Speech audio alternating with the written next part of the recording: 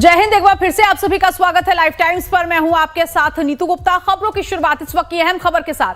पटना में टेंडर घोटाले से जुड़े मनी लॉन्ड्रिंग मामले में ईडी ने भवन निर्माण विभाग के चीफ इंजीनियर तारिणी दास के ठिकानों पर छापेमारी की है। तारिणी दास के कई ठिकानों पर हुई इस रेड में करोड़ों रुपए बरामद होने की खबर है, जिसके बाद नोट गिनने की कई मशीनें मंगवाई गई हैं। समूचे देश भर के 20 ठिकानों पर ईडी की छापेमारी चल रही है और अब ऐसे में चीफ इंजीनियर के आवास पर अब तक नोट गिनने की 6 मशीन आ चुकी है, मंगाई गई है और लॉकर तोड़ने के लिए बाहर से लोग भी बुलाए गए हैं। इसके साथ ही जमीन की खुदाई के लिए ईडी की टीम ने कुछ मजदूरों को भी बुलाया है। तो मनी लॉन्ड्रिंग का ये पूरा मामला है और भवन निर्माण विभाग के जो चीफ इंजीनियर हैं उनके घर पर ईडी की ये छापेमार कार्रवाई हुई है। वैसे देश भर की बात की जाए तो 20 ठिकानों पर ईडी की छापेमारी चल रही है, लेकिन यहां पर चीफ इंजीनियर तारिणी दास है, उनके यहां पर रेड पड़ी है और अब ईडी की टीम ने कुछ मजदूरों को यहां पर बुलाया है। साथ ही साथ लॉकर तोड़ने के लिए लोग बुलाए गए हैं। नोट गिनने वाली मशीन भी मंगाई गई है। बताया जा रहा है कि 6 मशीनें मंगाई गई हैं। बिहार की राजधानी पटना में ईडी की एक बड़ी कार्रवाई हुई है। इस वक्त हम खड़े हैं पटना के फुलवारी शरीफ इलाके में, जहां मेरे पीछे जो ये मकान है ये चीफ इंजीनियर भवन निर्माण विभाग तारिणी दास का मकान है, जिसके अंदर में अभी ईडी की टीम यानी जांच एजेंसी अंदर में है और गहन छानबीन चल रही है। जो जानकारी मिल रही है उसमें कई करोड़ों रुपए के अवैध संपत्ति के बारे में जानकारी है और 4 से 5 जो नोटों की मशीन नोट गिनने वाली जो मशीन है वो अंदर मंगाए गए हैं और अंदर में ईडी की टीम तड़के सुबह यहाँ पहुंची है। तब से कई घंटे से यहाँ पे छानबीन चल रही है, कई दस्तावेज मिले हैं। जाहिर है कि जो भ्रष्टाचार को लेकर सरकार की सख्ती है उसमें इसको बड़ी कड़ी के तौर पे देख सकते हैं।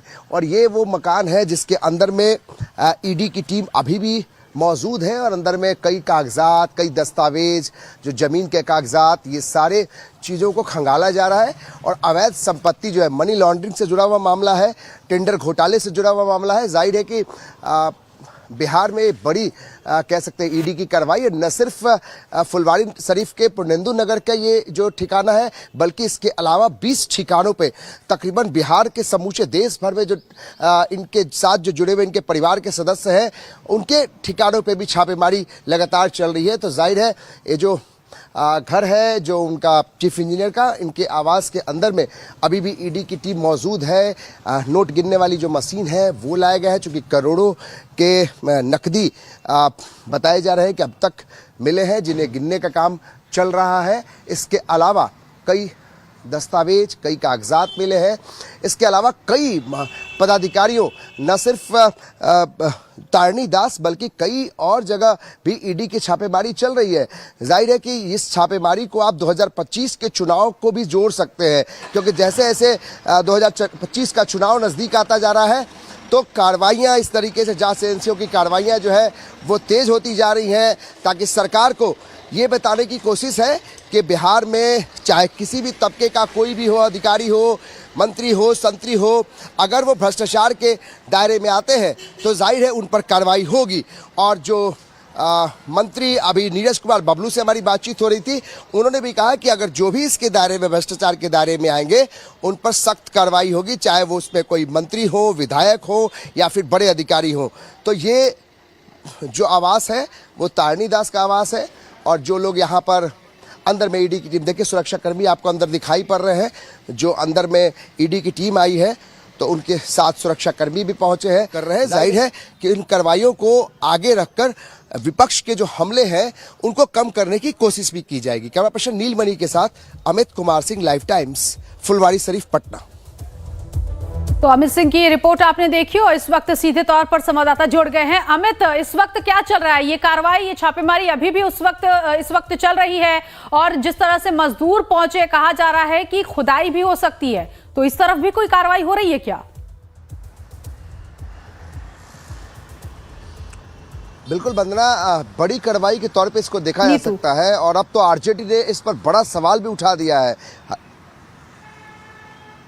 बिल्कुल, ये तो देखिए जिस तरीके से यह कार्रवाई दिखाई पड़ रही है, साफ तौर पे एक बड़ी कार्रवाई के तौर पर आप देखिए 20 ठिकानों पर ये छापेमारी एक बार की गई है और बिहार के भवन निर्माण विभाग में चीफ इंजीनियर के पद पर तारनी दास और उनके आवास पर न सिर्फ वहाँ पे 6 नोट गिनने की मशीन पहुंची है, बल्कि वहाँ पे जो अलमीरा है, जो कई गॉडरेज का अलमीरा है जिसमें कि लॉकर्स है, उनको काटने के लिए कारीगर बुलाए गए हैं। इसके अलावा खुदाई करने के लिए जो जानकारी मिल रही है कि अंदर में कई जगह प्लास्टर किए गए हैं, जो नए प्लास्टर किए गए हैं। तो ईडी को लगता है कि हो सकता है कि इसके अंदर नकदी रुपए हो, जेवरात हो, तो जाहिर है कि कुछ वहाँ मजदूरों को भी लाया गया है। तो एक बड़ी जानकारी, और इस पर अब आरजेडी ने बड़ा सवाल उठा दिया है। आरजेडी ने ये भी कह दिया है कि एनडीए की कल बैठक हुई और अगले ही दिन तड़के सुबह इस तरीके के छापेमारी भ्रष्ट अधिकारियों के जरिए, आखिर किनके संरक्षण में भ्रष्ट अधिकारी जो है वो काम कर रहे थे। तो क्या ये नीतीश कुमार तक पहुंचने की कोशिश की जा रही है? क्या बीजेपी दबाव बनाना चाहती है? क्योंकि नीरज कुमार बबलू बीजेपी कोटे से मंत्री है, उनका एक बयान आता है, उसके बाद आरजेडी का बयान आता है। उनका साफ तौर पे कहना है कि बिहार में चाहे कोई भी हो, किसी तबके का विधायक, मंत्री हो या फिर अधिकारी हो, अगर वो भ्रष्टाचार के मामले में लिप्त है तो उस पर कार्रवाई होगी। इसी के बाद अब आरजेडी भी हमलावर हुई है। तो देखिए नीतू, किस तरीके से जो कार्रवाई चल रही है। हाँ, इसको लेकर पॉलिटिकल रिएक्शन भी आ रहा है। आप बने रहिएगा, एक बार फिर से आपके पास आएंगे, क्योंकि देखिए ये टेंडर घोटाला है और ऐसे में ये भी समझने की कोशिश करेंगे कि ये किस वक्त टेंडर लिया गया था और इस घोटाले का अब खुलासा धीरे धीरे होने जा रहा है। तो बिहार में भवन निर्माण विभाग के चीफ इंजीनियर के साथ ही कई दूसरे विभागों के अधिकारियों पर ईडी की रेड से सियासत गर्मा गई है। विपक्षी पार्टियों ने ईडी की कार्रवाई को लेकर नीतीश सरकार पर जमकर निशाना साधा है। सुनिए। ये तो छोटा मोटा चीज है। आप जिन पदाधिकारियों को यहाँ जाइए, अरबों रुपया मिलेगा, क्योंकि जिस प्रदेश का मुख्यमंत्री ही बीमार हो, मानसिक रूप से वो बीमार हो, उस प्रदेश में खजाना लूटने वाले लोग काफ़ी हैं। वो सफ़ेद पहनने वाले लोग भी और खाकी पहनने वाले लोग भी और हैट पैंट पहनने वाले लोग बिहार के गाड़ी कमाई को लूटने का काम कर रहे हैं।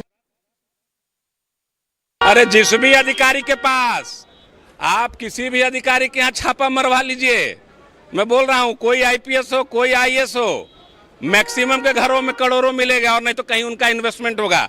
ये छुपने छुपाने की बात नहीं है। पुल ढह जा रहे हैं, हरियाणा से ठेकेदार को लाया जा रहा है, ये मालूम नहीं है आम जनता को?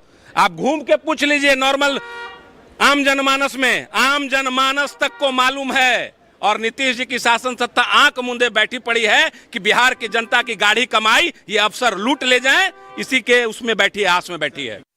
देखिए, खुलेआम नीतीश कुमार की सरकार ने सभी अधिकारियों को छूट दे रखा है। चारों तरफ हाहाकार मचा हुआ है, लूट मचा हुआ है। अधिकारी के यहाँ से करोड़ों रुपए निकल रहे हैं। भवन निर्माण पूरी तरह से भ्रष्टाचार के आगोश में है। तो विपक्ष की प्रतिक्रिया इस वक्त हमने सुनी। लगातार अमित हमारे साथ बने हुए हैं। अमित, जरा ये बताइएगा, इस पॉलिटिकल रिएक्शन पर भी हम समझने की कोशिश आपसे करेंगे, लेकिन उससे पहले इस टेंडर के बारे में बताइएगा। ये टेंडर कब लिया गया था, कैसे इस घोटाले का खुलासा हुआ? संवाददाता तक आवाज नहीं पहुंच पा रही है, लेकिन देखिए तारनी दास के रिश्तेदारों के यहाँ पर भी रेड पड़ी है और जैसे में विपक्ष कह रहा है कि आप किसी भी अधिकारी के यहाँ पर पहुंच जाइए, करोड़ों का खजाना मिल जाएगा इस वक्त। तो ये प्रतिक्रियाएं जो है, राजनीतिक प्रतिक्रियाएं तो आ ही रही हैं, लेकिन अब ऐसे में जमीन की खुदाई के लिए मजदूर भी जो है तारनी दास के घर पर पहुंचे हैं, मशीन मंगवाई गई है नोट गिनने के लिए। अमित एक बार फिर से हमारे साथ जुड़ गए हैं। अमित, अगर मेरी आवाज आप तक पहुंच रही है तो जरा बताइएगा इस टेंडर के बारे में कि ये टेंडर कब लिया गया था, कैसे इस घोटाले का पर्दाफाश हुआ?